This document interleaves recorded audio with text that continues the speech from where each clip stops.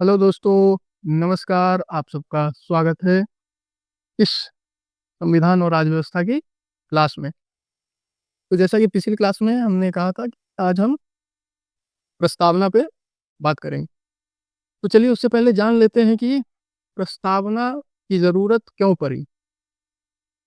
अच्छा, आप लोग बताइए प्रस्तावना की ज़रूरत क्यों पड़ी? फिर हम लोग तो समझेंगे ही विस्तार में। तो चलिए मैं बतलाता हूँ। जैसे देखिए, आपके पास कोई बुक होगी, उसमें आपने शुरुआती पन्नों में देखा होगा कि उसमें इंट्रोडक्शन या भूमिका या प्रीफेस या परिचय, ये सब जैसे शब्द लिखे हुए देखे होंगे, जिसमें लेखक बताता है इस बुक में क्या क्या है, मेरा लिखने का उद्देश्य क्या था। और अंत में देखेंगे जब तारीख और सिग्नेचर कि कब ये पब्लिश हुई। इसी तरह हमारे संविधान में जो भी कुछ है, तो संविधान का संक्षेप में जो दर्शन है, जो संविधान का उद्देश्य है, जो संविधान हमारी जो इतनी महान किताब है, उसमें जो कुछ भी है वो प्रस्तावना में लिखी हुई है। जैसे बुक के लिए वो भूमिका है, सामान्य बुक के लिए, उसी तरह हमारे संविधान रूपी बुक के लिए प्रस्तावना भी वैसे ही काम करती है। अच्छा, एक चीज़ और बतलाइए, जैसे आप मूवी देखते हैं तो मूवी से पहले टीजर या ट्रेलर आता है। उसमें क्या होता है? उसमें दिखाया जाता है कि भाई इस मूवी में क्या क्या होगा, कौन कौन से करामात होंगे, क्या क्या सीन आएंगे। उसी तरह हमारे संविधान में जो प्रस्तावना है, उसका भी उद्देश्य वही है। मतलब उसको बनाने या लिखने का मतलब यही है कि हमारे संविधान रूपी बुक में क्या क्या है, तो सारी झलक आपको एक बस कुछ शब्दों का जो हमारा प्रस्तावना है उसमें मिल जाएगा। इसमें क्या उद्देश्य है, क्या आदर्श है, शासन शक्ति का स्रोत क्या है और स्वरूप क्या है, ये कब लागू हुई, ये सारी चीजें आपको प्रस्तावना में मिलेंगी। तो चलिए हम लोग चर्चा शुरू करते हैं, प्रस्तावना से और परिभाषा से समझने का प्रयास करते हैं। तो चलिए शुरू करते हैं कि प्रस्तावना है क्या। अगर आपसे कोई पूछे तो कुछ तो दो लाइन बतला पाएंगे?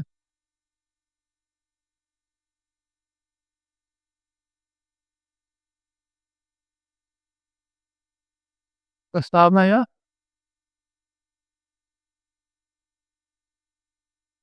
प्रीएम्बल। ठीक। तो चलिए इसका परिभाषा हम लोग देखते हैं, फिर उस परिभाषा को हम लोग विस्तार में समझेंगे। तो देखिए, प्रस्तावना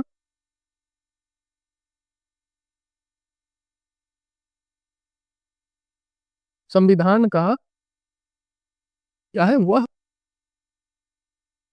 लिखित, बतलाता ना, अभी समझाता, आमुख या भूमिका, या जिसको हम परिचय भी कह सकते हैं।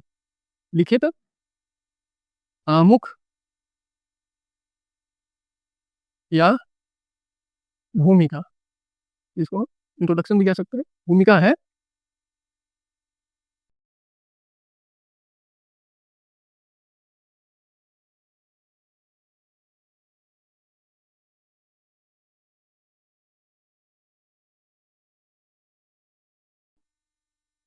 पूरे संविधान के दर्शन को संक्षेप में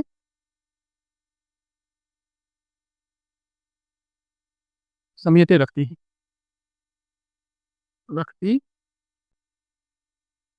नहीं दिख रहा हो तो मैं बोल देता हूँ, क्योंकि लिखना तो जरूरी है। नहीं लिखूंगा तो आपको समझ जाऊंगा कैसे। मार्कर चेंज कर लेता हूँ वैसे। तो देखिए, प्रस्तावना संविधान का वह लिखित आमुख या भूमिका है, यानी इंट्रोडक्शन है, जैसे अभी उदाहरण में समझाया था पहले फिल्म और बुक के माध्यम से। जिस तरह बुक के लिए उसका एक इंट्रोडक्शन या भूमिका है, जो बुक के जो लेखक होते हैं वो शुरू में बतलाते हैं बुक लिखने का उद्देश्य क्या था, क्यों लिखा, कितना समय गया, और जो भी चीज़ बुक में है क्या, और जो संपादन का डेट होता है, उनका साइन होता है सबसे अंत में। उसी तरह संविधान में भी प्रस्तावना में आप देखेंगे तो वैसे ही है कि शुरू से लेके अंत तक में आप देखेंगे, अंत में डेट कब लागू हुआ वगैरह जो भी है। जो संविधान के उद्देश्य, तो संविधान लिखने का क्या उद्देश्य था, वो प्रस्तावना में है। आदर्श, उनका क्या आदर्श है, वो हम आगे समझेंगे संविधान में। और शासन प्रणाली का स्वरूप वो रेखांकित, यानी शासन प्रणाली का स्वरूप कैसा होगा हमारे देश में जो संविधान है, तो उसका शासन प्रणाली का स्वरूप क्या होगा, वो सब संक्षेप में प्रस्तावना में लिखित है। प्रस्तावना क्या करती है, न केवल संविधान के लागू होने की तिथि को प्रमाणित करती है, उसमें लागू होने की तिथि भी होती है, बल्कि पूरे संविधान के दर्शन को संक्षेप में समेट के रखती है। प्रस्तावना में देखिए पूरे संविधान के दर्शन को संक्षेप में समेटे रखती है प्रस्तावना। तो चलिए आप नोट कर लीजिए, गर्मी तो बहुत हो रही है।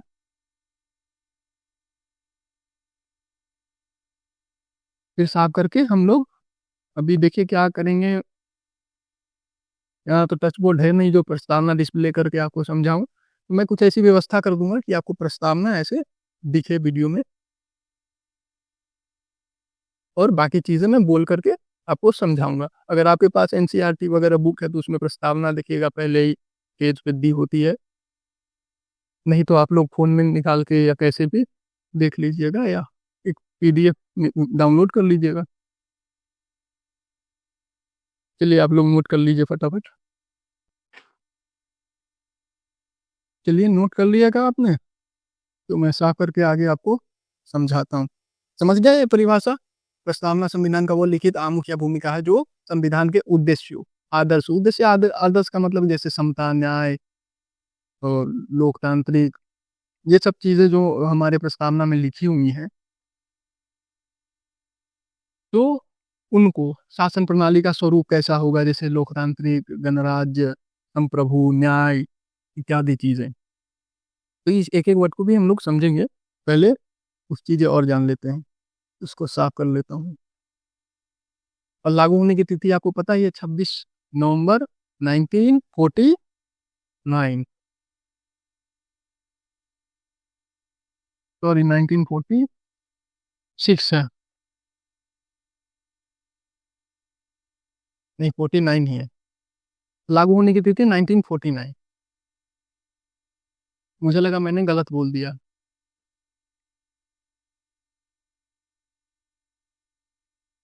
तो आगे समझते हैं, और एक दो विशेषता और अभी बतलाता हूँ।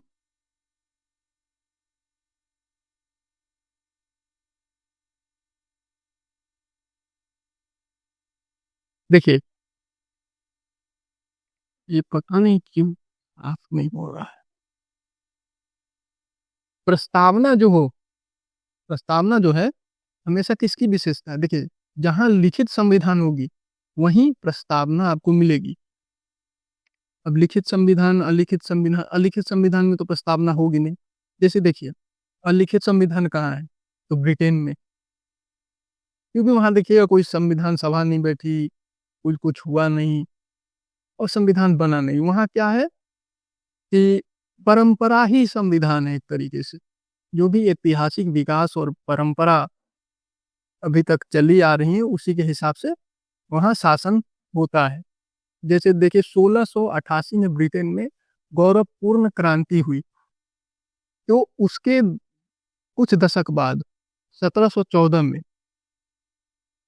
1714 में ये तय हुआ कि राजा जो है अपने मन से कोई निरंकुश कार्य नहीं करेगा, मंत्री परिषद या मंत्री के परामर्श पर ही कोई भी फैसले या कुछ भी काम करेगा।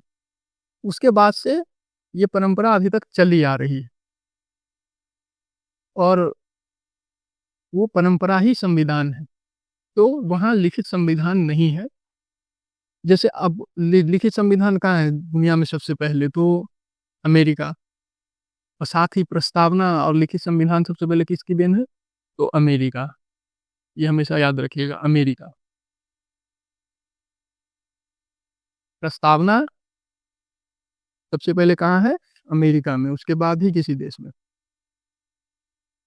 और 1989 में जो है हमारा अमेरिका का संविधान लागू हुआ था, सॉरी 1789 में। परंतु देखिए हमारे देश में क्या है, हमारे देश में ऐसा तो कोई परंपरा नहीं हमारे देश में एकदम संविधान सभा बैठी, संविधान बना, सब कुछ हुआ। जैसे हमारे देश में है कि मंत्री परिषद के परामर्श पर ही राष्ट्रपति काम करेगा, तो ये लिखित है। परंतु ब्रिटेन में ऐसा नहीं है। और सबसे पहले लिखित संविधान और प्रस्तावना कहाँ है? तो अमेरिका में है। ये याद रखिएगा। संविधान 2 प्रकार के होते हैं, लिखित और अलिखित। और जहाँ लिखित संविधान होगा वहाँ प्रस्तावना होगी।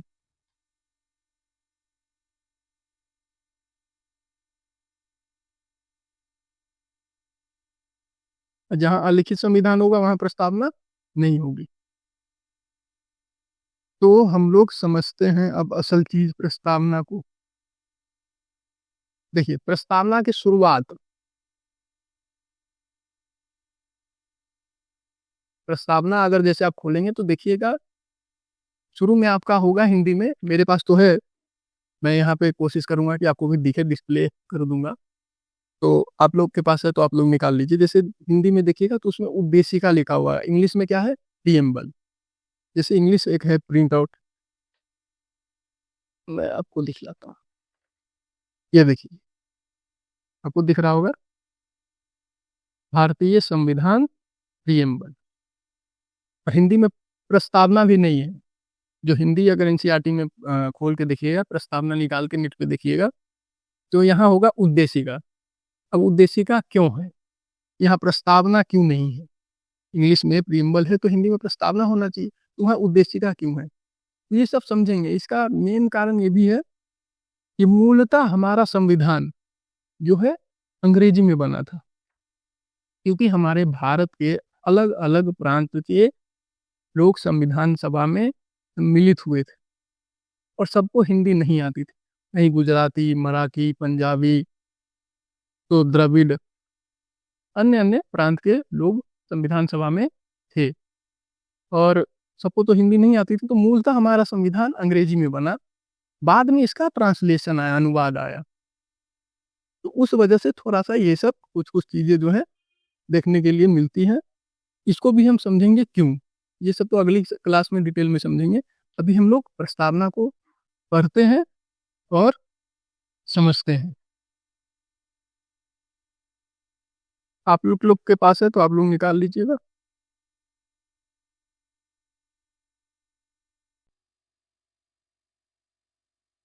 चलिए शुरू करते हैं। तो प्रस्तावना को संविधान का आई कार्ड, प्रस्तावना को हम संविधान का आत्मा भी कहते हैं। ये किसने कहा था? एन ए पालकी वाला ने। तो चलिए हम लोग शुरू करते हैं। जैसे देखिए हिंदी में, यहाँ तो उद्देशिका क्यों है वो तो मैंने बताया कि आपको समझाऊंगा। तो देखिए, प्रस्तावना की शुरुआत कैसे होती है? हम भारत के लोग, भारत के लोग, मतलब यहाँ से शुरुआत होती है। मतलब शासन शक्ति का स्रोत क्या है? जनता। शासन शक्ति का स्रोत क्या है? जनता। इसलिए हम भारत के लोग। उसके बाद देखिए हिंदी में क्या है प्रस्तावना में? भारत को एक संपूर्ण प्रभुत्व संपन्न समाजवादी पंथ निरपेक्ष लोकतंत्रात्मक गणराज्य बनाने के लिए। अब यहाँ देखिए पंथ निरपेक्ष, यहाँ कई जगह धर्म निरपेक्ष भी आप सुनते होंगे, इस पे भी हम लोग करेंगे चर्चा, इस दोनों पे। तो प्रस्तावना की शुरुआत हम भारत के लोग से होते हैं। उसके बाद शासन प्रणाली का स्वरूप देखिए, शासन प्रणाली का स्वरूप। शासन प्रणाली का स्वरूप में क्या है? जैसे अभी हमने पढ़ा, संपूर्ण प्रभुत्व, यार संपूर्ण प्रभुत्व संपन्न। उसके बाद क्या है? समाजवादी। उसके बाद क्या है? पंथ निरपेक्ष।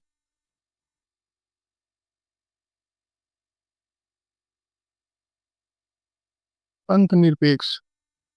या धर्मनिरपेक्ष, इसको हम लोग बाद में पढ़ेंगे।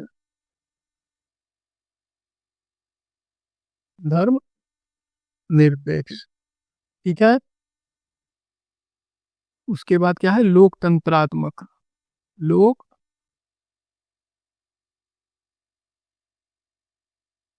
लोकतंत्रात्मक। उसके बाद क्या है, गणराज्य। ये क्या है, ये पांचों क्या है, शासन प्रणाली का स्वरूप। ये पांचों क्या है, शासन प्रणाली का स्वरूप। आपके पास प्रिम्बल है तो निकाल लीजिए, वैसे मैं उधर डिस्प्ले कर दूंगा, अभी आप बस समझिए। तो चलिए इतना समझे। उसके बाद देखिए, ये पांच चीज, संपूर्ण प्रभुत्व, संपन्न, समाजवादी, पंथ निरपेक्ष या धर्म, इसका अंतर हम बाद में जानेंगे। लोकतंत्रात्मक, गणराज्य। तो ये पांच चीज जो हमारी प्रस्तावना में शुरुआती 2-3 लाइन में जो आती है, ये क्या है, शासन प्रणाली का स्वरूप कैसा होगा, वो चीज ये बतलाती है। अब उसके बाद हम एक चीज और देखते हैं।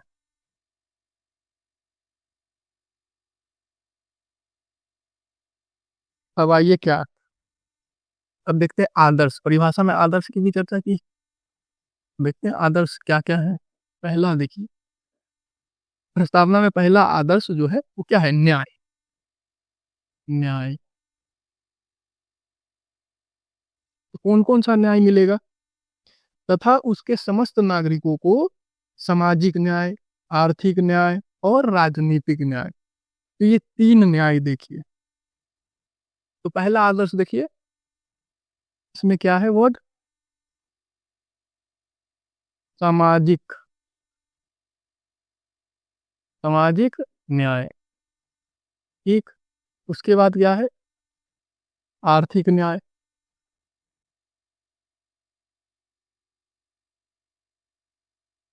उसके बाद क्या है, राजनैतिक न्याय। राजनैतिक न्याय, पहला आदर्श में न्याय है, प्रस्तावना में देखिएगा सामाजिक, आर्थिक और राजनीतिक न्याय। उसके बाद देखिए, विचार, अभिव्यक्ति, विश्वास, धर्म और उपासना की स्वतंत्रता। तो दूसरा आदर्श क्या है, स्वतंत्रता। प्रस्तावना में दूसरा आदर्श क्या है, स्वतंत्रता। मार्कर चेंज कर लो क्या, हैं? चलो इसी से बैठते हैं। अब देखिए, कौन कौन सी स्वतंत्रता, इसमें देखिए, विचार की स्वतंत्रता, अभिव्यक्ति की स्वतंत्रता, विश्वास, धर्म और उपासना की स्वतंत्रता। फिर देखिए किस किस की है, मैं लिख भी देता हूँ, और आपके पास प्रस्तावना निकाले हैं तो उसमें देखते भी रहिए। देखिए, विचार, नीचे नहीं दिखेगा तो कॉमा करके लिख देता हूँ, विचार, अभिव्यक्ति, विचार की स्वतंत्रता, अभिव्यक्ति की स्वतंत्रता, विश्वास, विश्वास, उसके बाद धर्म और उपासना,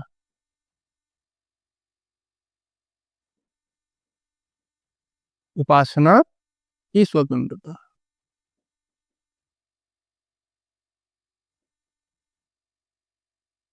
उपासना की स्वतंत्रता। तो ये 5 प्रकार की स्वतंत्रता। तो दूसरा आदर्श क्या है, हमारे प्रियम्बल में, प्रस्तावना में, या जिसको हम हिंदी में उद्देशिका भी कहते हैं, उसमें दूसरा आदर्श क्या है, स्वतंत्रता। कितने प्रकार के हैं, 5, विचार, अभिव्यक्ति, विश्वास, धर्म और उपासना। अब अगला आदर्श भी देखते हैं क्या है, ठीक है। एक सेकंड नापिएगा।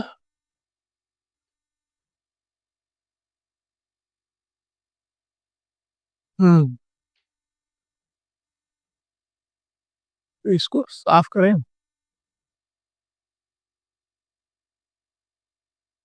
दो आदर्श हमने देखे, अब तीसरा देखते हैं। तो तीसरा आदर्श क्या है, तीसरा आदर्श हो जाता है आपका प्रस- प्रतिष्ठा और अवसर की समानता। देखिए, धर्म और उपासना की स्वतंत्रता, प्रतिष्ठा और अवसर की समता। अब यहाँ देखिए समता और समानता। समता मतलब जैसे हो जाता है इक्वलिटी, नहीं इक्विटी। समता का अगर शुद्ध ट्रांसलेशन करेंगे तो होगा इक्विटी। अब हिंदी में दिया हुआ है समता, इंग्लिश में दिया हुआ इक्वलिटी। इंग्लिश में क्या है, इसको भी साफ करते हैं। इंग्लिश में देखेंगे, इंग्लिश वर्जन में प्रीएम्बल में इक्वलिटी दिया हुआ है, यानी समानता। परंतु हिंदी में देखिएगा दिया हुआ है, हिंदी वर्जन में आपका है समता, तो इसका तो हो जाए इक्विटी। तो देखिए यहाँ क्या हम लोग को समझना, देखिए मूल संविधान तो इंग्लिश में बना है, बाद में ट्रांसलेशन आया ना, तो हमको मूलतः इसी को चुनना है, यही समता को क्या समझना है, समानता ही। इसको भी समझेंगे बाद में कि क्या है समता समानता, परंतु हमको समता को क्या समझना है, इक्वलिटी यानी समानता, समानता इंग्लिश के ही हिसाब से चलना है, तो सही होगा हमारे हिसाब से। अब उसके बाद देखिए अगला आदर्श क्या बतलाया था हमने, प्रतिष्ठा और अवसर की समानता।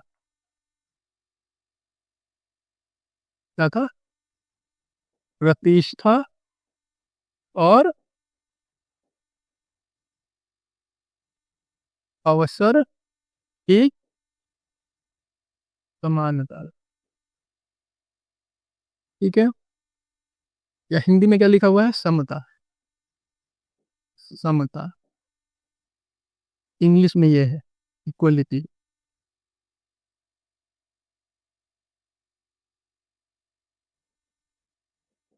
समझे, तो हम लोग ये तो लिखा हुआ हमारा, हम लोग वरीयता इसको ही दें तो ठीक रहेगा, समझने में भी आसान है। और आप जानते हैं कि हमारा मूल संविधान इंग्लिश में बना था, तो इंग्लिश वाला ही हम लोग लेते हैं, हिंदी में समता है, इसको समझेंगे हम बाद में। देखिए तथा उन सब में व्यक्ति की गरिमा, ये भी एक आदर्श है, ये भी क्या है, एक आदर्श है, व्यक्ति की गरिमा।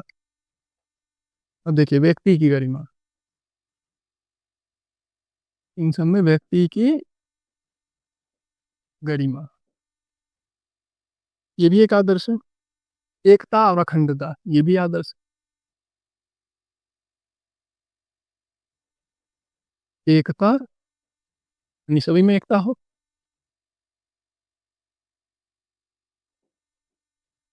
अखंडता, और क्या है, बंधुता, ये भी एक आदर्श है।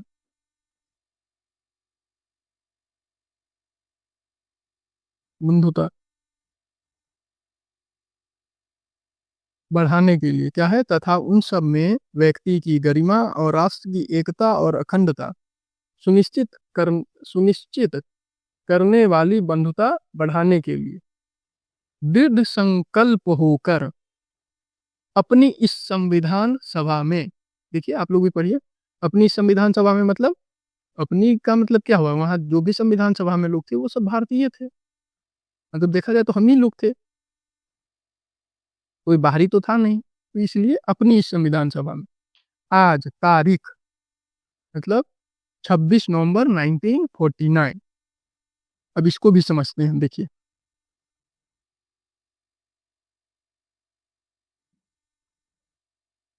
इसको भी समझते हैं, तो क्या है, आज तारीख जिस दिन संविधान लागू हुआ होगा, 26 नवंबर 1949, 26 नवंबर 1949 ईस्वी। ठीक, अब इसमें हिंदी में, हिंदी कैलेंडर के हिसाब से भी तारीख दिया हुआ है, तो चलिए 26 नवंबर 1949 इंग्लिश के हिसाब से हो गया।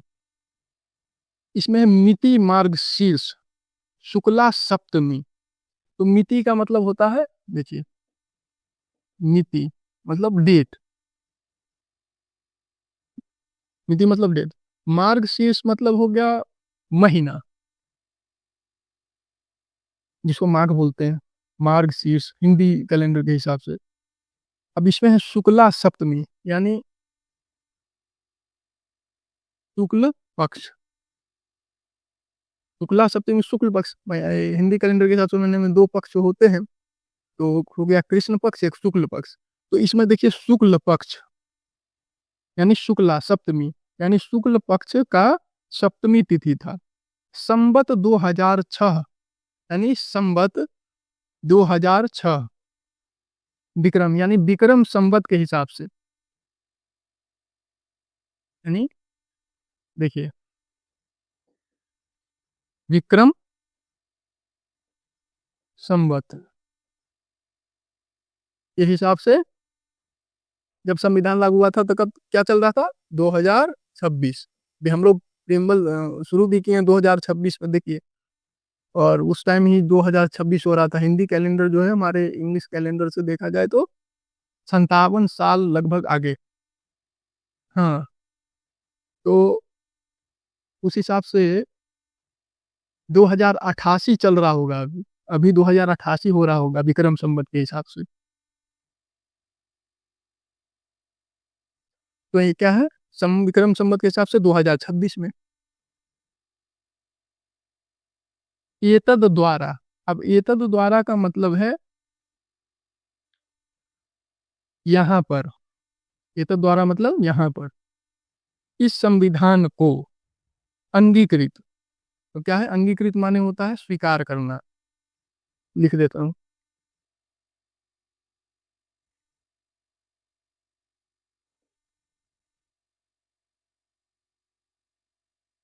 अंगीकृत, उसके बाद है इसका मतलब हो गया स्वीकार करना, स्वीकार करना। अब क्या है अधिनियमित यानी लागू करना। अब अधिनियमित भी हो गया, इतना ही तारीख, मगर इस तारीख में भी अंतर है, अब समझेंगे हम लोग कैसे। अधिनियमित माने लागू करना।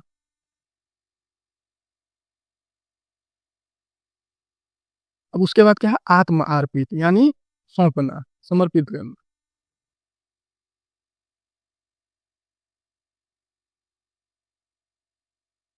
सॉरी, आत्मार्पित यानी सौंपना, सौंपना। ठीक है, समझ गए। आत्मार्पित माने समर्पित करना। तो इस डेट को संविधान 26 नवंबर 1949 को बनकर तैयार भी हो गया और लागू भी हो गया, और मतलब अधिनियमित, अंगीकृत, अधिनियमित और आत्मार्पित यानी स्वीकार, लागू करना, सौंपना।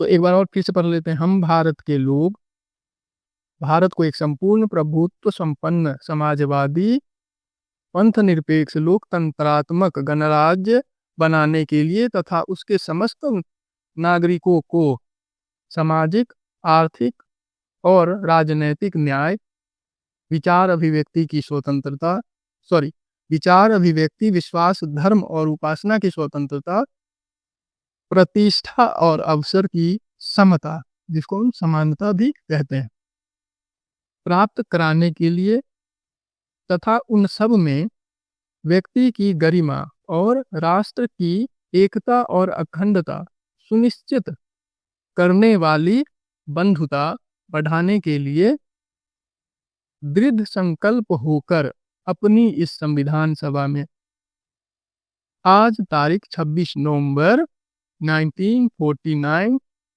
अब हिंदी का डेट दिया हुआ, मिति मार्गशीर्ष शुक्ला सप्तमी संवत 2006, अभी को विक्रम संवत के हिसाब से कौन सा साल चल रहा है 2088, को एतद द्वारा इस संविधान को अंगीकृत, अधिनियमित और आत्मार्पित करते हैं। एक बार पढ़ लिया, पढ़ने में अच्छा लगता है, ये प्रस्तावना आप भी पढ़िएगा, बड़ा मजा आएगा। तो 26 नवंबर 1949 को ही हम संविधान दिवस भी मनाते हैं, यानी 26 नवंबर को क्या मनाते हैं संविधान दिवस। तो चलिए इसको भी एक बार एक चीज समझते हैं।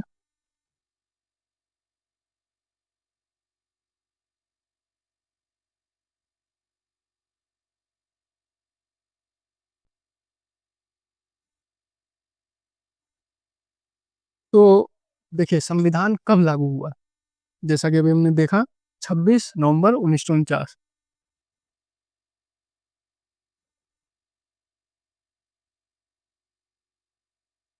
कब? तो 26 नवंबर 49। तो जैसा हमने देखा अभी 26 नवंबर 1949 को एतद द्वारा इस संविधान को अंगीकृत, अधिनियमित अधिनियमित और आत्मार्पित करते हैं। तो ये तो हो गया, मगर फिर एक दिमाग में आपके आएगा कि संविधान तो पूरी तरह लागू हुआ है 26 जनवरी 1950। पूरी तरह लागू 26 जनवरी 1950 1950। और ये भी सही है और ये भी सही है, तो इसका भी एक कहानी है, तो चलिए उसको समझते हैं। अब पूरी तरह कब लागू हुआ? 26 जनवरी 1950 को। और संविधान के प्रीएम्बल में लिखा है कि 26 नवंबर को हम जो संविधान बन भी गई, लागू भी हो गई, सब हो गया। ये भी सही है। ऐसा इसलिए कि इस दिन 26 नवंबर 1949 को भी संविधान लागू हुआ था, परंतु संविधान का कुछ ही हिस्सा लागू हुआ था, जैसे नागरिकता से संबंधित, अ, चुनाव से संबंधित और अंतरिम संसद से संबंधित और कुछ इमरजेंसी से संबंधित प्रावधान। यही 4 प्रकार के प्रावधान में कुछ कुछ लागू हुआ था। जैसे नागरिकता है तो उसमें कुछ ही लागू हुए थे, चुनाव है तो उसमें, फिर बाकी चीजों में तो कुछ ही प्रावधान लागू हुए थे 26 नवंबर 1949 को। बाकी सारा संपूर्ण संविधान जो है 26 जनवरी 1950 को पूरी तरह लागू हुआ। तो दोनों डेट सही है। अब पूछे इसी दिन हम संविधान दिवस भी मनाते हैं, जो संविधान दिवस, यानी 26 नवंबर 1949 को हम संविधान दिवस भी मनाते हैं। तो क्वेश्चन आ जाए कि संविधान कब लागू हुआ और ये डेट ना दे और ये दे, घुमा फिरा के क्वेश्चन करती है आपका नॉलेज चेक करने के लिए कि आप कितने गहराई में चीज को पढ़ते हैं। तो वहाँ ये डेट सही होगा, दोनों दे तो वहाँ ये डेट होगा सही। तो चलिए समझते हैं। जैसे और देश में, जैसे अमेरिका इत्यादि और देश में देखिए जिस दिन संविधान बना लागू हुआ वो एक ही डेट होगा, मगर भारत ही ऐसा कमाल का देश है जहाँ दो डेट है। एक है कि संविधान में प्रीएम्बल में देखेंगे तो ये डेट मिलेगा, पर एक तरीके से देखेंगे तो पूरी तरह लागू इस दिन हुआ। तो इसका भी एक रीजन है कि इसी दिन क्यों लागू हुआ। तो इसके पीछे कहानी ये है कि जैसे देखिएगा साइमन कमीशन, वाइट कमीशन या नेहरू रिपोर्ट से संबंधित, इतिहास से संबंधित मामला है। जैसे 1929 को रावी नदी के किनारे जो है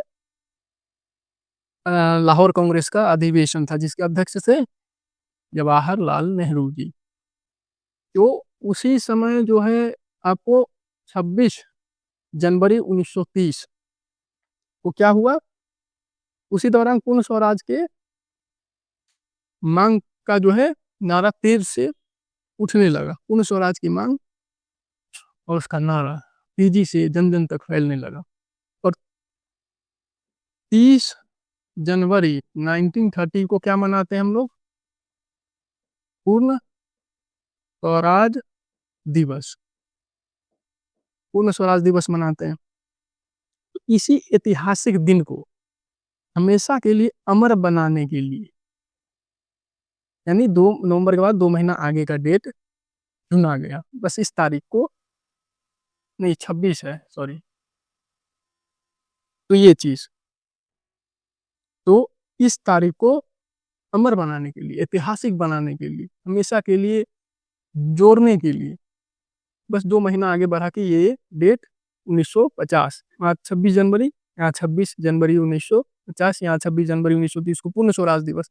ये भी एक पहला स्वतंत्रता दिवस है जब पूर्ण स्वराज का मांग बहुत तेजी से उठने लगा कि हमको अंग्रेजों से पूर्ण आज़ादी चाहिए। तो इसी में होता है ये साइमन कमीशन क्यों हुआ था, यानी हमारे ही संविधान के लिए। उनका कहना था तुम लोग संविधान बनाते हो नहीं, और हमको बनाने देते हो नहीं, क्योंकि अगर वो अगर बनाते तो उनके हिसाब से चीज़ होता, संपूर्ण आज़ादी तो नहीं ही मिलती। तो नेहरू जी ने बढ़िया कदम उठाया, पूर्ण स्वराज की मांग की, उनके साथ जो भी नेता वगैरह थे। इतिहास पे कभी चर्चा हुई तो इस पे भी हम लोग विस्तार में पढ़ेंगे। तो एक ही बात अभी समझिए, ध्यान में रखने वाला फैक्ट जो है, पूर्ण स्वराज दिवस जो 26 जनवरी का ये डेट है, इसी डेट को ऐतिहासिक बनाने के लिए चुना गया, पूरा संविधान इस दिन लागू किया गया। तो ये बात था।